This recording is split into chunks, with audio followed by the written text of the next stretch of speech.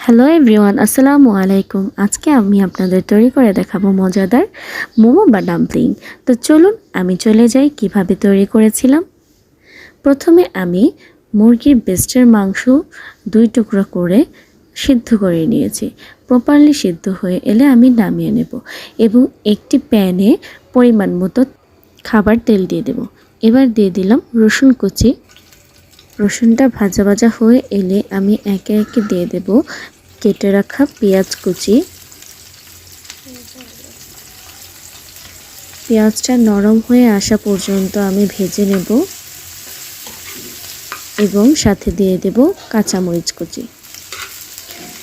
দিয়ে দিলাম সামান্য পরিমাণ আদা রসুন বাটা, গরম মশলা বাটা, একটু পরিমাণ টমেটো সস। ভালো মতো নেড়ে এবার দিয়ে দেব বাঁধাকপি কুচি। সুন্দর মতো আবার নেড়ে চেড়ে মিশিয়ে নেব এবং ভাজা ভাজা করে নেব। এবার আমি দিয়ে দিলাম সয়া সস এবং আবারও পুনরায় নাড়াচাড়া করে নিচ্ছি।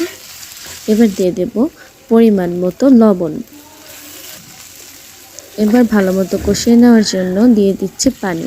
আমি কিন্তু চিকেন সিদ্ধ করার ওই পানিটা যেটা ছিল সেটাই দিয়েছি।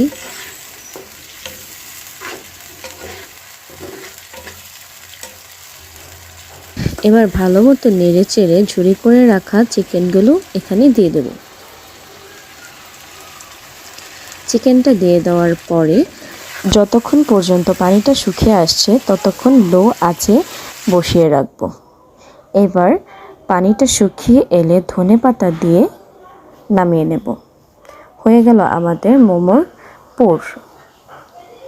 এবার পুর রেডি হয়ে গেলে আমরা ছোট ছোট পিস করে লিচি বেলে নেব। এতখানি সাইজের লিচি বেলে নিয়ে ভিতরে চিকেনের পুরটা দিয়ে দেব।